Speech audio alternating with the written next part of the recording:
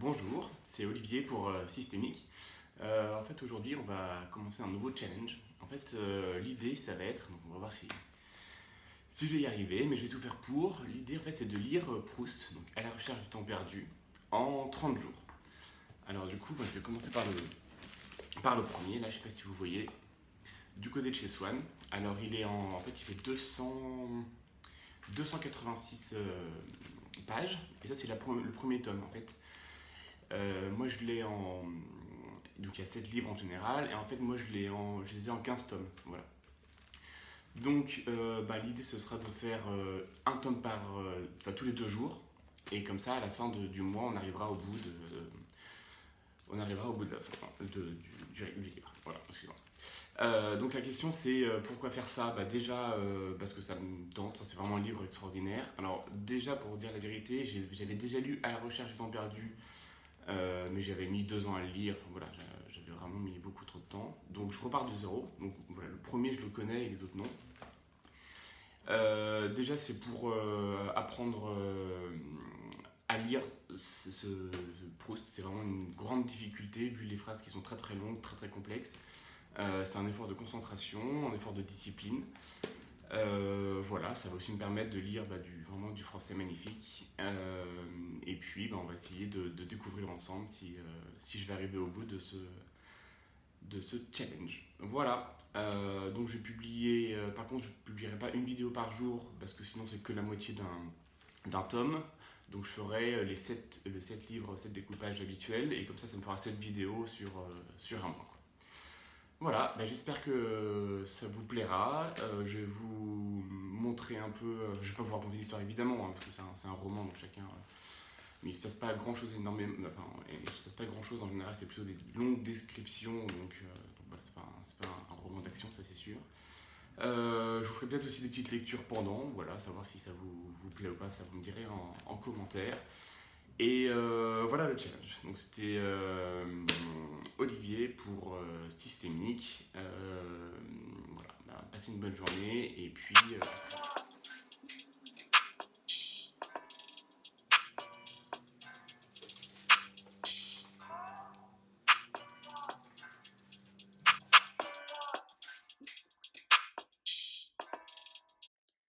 Il y avait déjà bien des années que, de Combray,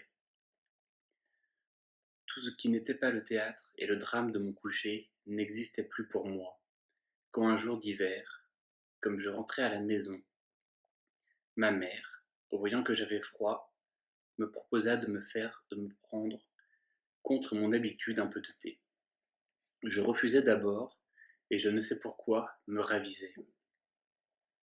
Elle envoya chercher un de ces gâteaux courts, et dodus appelés petites madeleines, qui semblaient avoir été moulés dans la valve rainurée d'une coquille Saint-Jacques.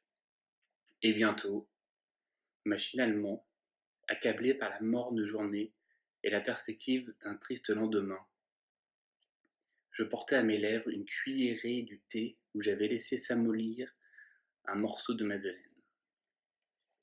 À l'instant même où la gorgée mêlée des miettes du gâteau toucha mon palais, je tressaillis, attentif à ce qui se passait d'extraordinaire en moi.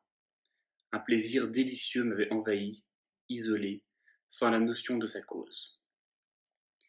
Il m'avait aussitôt rendu les vicissitudes de la vie indifférentes, ses désastres inoffensifs, sa brièveté illusoire, de la même façon qu'opère l'amour, en me remplissant d'une essence précieuse. Ou plutôt, cette essence n'était pas en moi, elle était moi.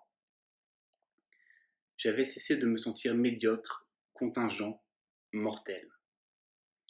D'où avait pu me venir cette puissance joie?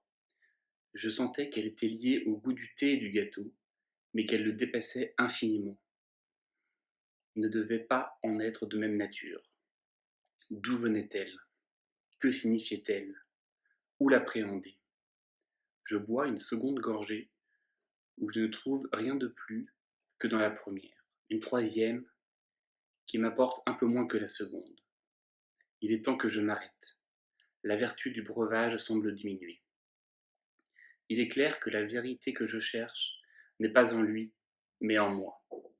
Il y a éveillé, mais ne la connaît pas, et ne peut que répéter indéfiniment, avec de moins en moins de force, ce même témoignage que je ne sais pas interpréter, et que je veux au moins pouvoir lui redemander et retrouver intact. À ma disposition, tout à l'heure, pour un éclaircissement décisif. Je pose la tasse et me tourne vers mon esprit. C'est à lui de trouver la vérité.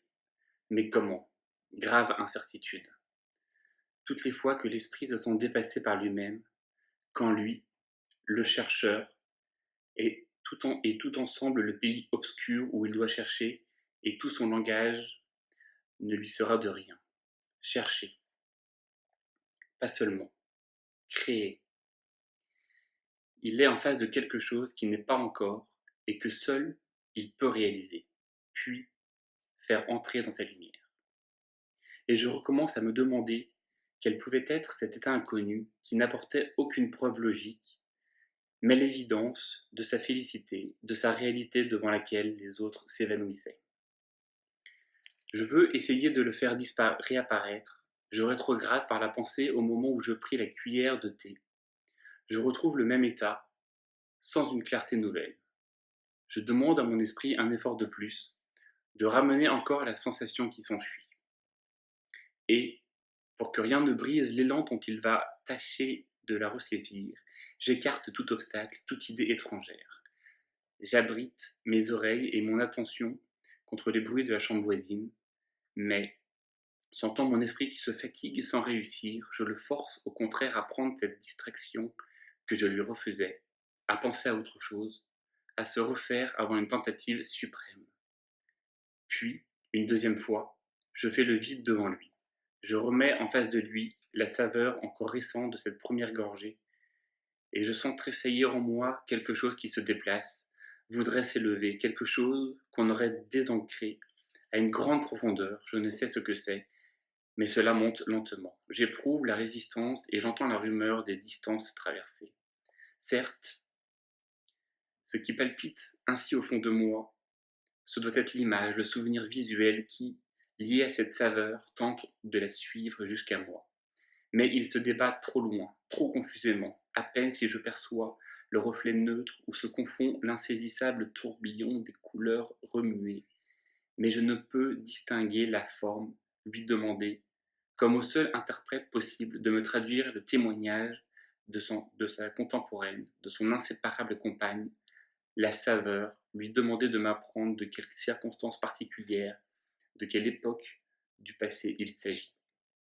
Arrivera-t-il jusqu'à la surface de ma claire conscience, ce souvenir, l'instant ancien que l'attraction d'un instant identique est venue de si loin solliciter, émouvoir, soulever, tout au fond de moi, je ne sais. Maintenant, je ne sens plus rien. Il s'est arrêté. Redescendu peut-être.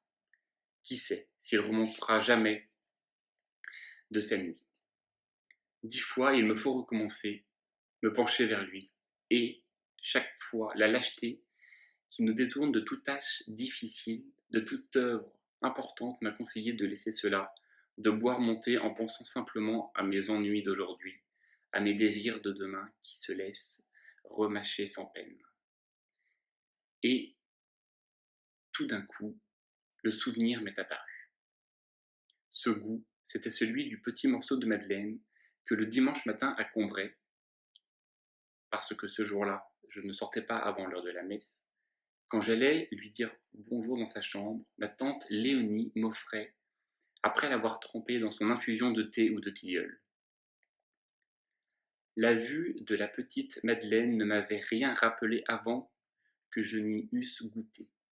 Peut-être parce que, en ayant souvent aperçu, sans en manger, sur les tablettes des pâtissiers, leur image avait quitté ces jours de Combray pour se lier à d'autres plus récents. Peut-être parce que, de ces souvenirs abandonnés si longtemps hors de la mémoire, rien ne survivait. Tout s'était désagrégé, les formes, et celles aussi du petit coquillage de pâtisserie, si grassement sensuel, son plissage sévère et dévot. S'était aboli, ou, ensommeillé, avait perdu la force d'expansion qui leur eût permis de rejoindre la conscience. Mais, quand d'un passé ancien rien ne subsiste, après la mort des êtres, après la destruction des choses, seule, plus frêle et plus vivace, plus immatérielle, plus, plus persistante, plus fidèle, l'odeur et la saveur restent encore longtemps, comme des âmes à se rappeler, à attendre, à espérer, sur la ruine de tout le reste, à porter sans fléchir, sur leurs gouttelettes presque impalpables, l'édifice immense du souvenir. Bonjour, donc c'est Olivier pour Systémique. Donc là, c'est la fin du premier livre en fait. Donc du côté de chez Swan que j'ai réussi à terminer. Donc en fait, il était composé en deux volumes, voilà. Donc chacun fait à peu près 270 pages. Et donc un volume, je mets 2 jours pour le lire. Voilà. En fait, en gros, je vais vous montrer, j'ai 15 volumes.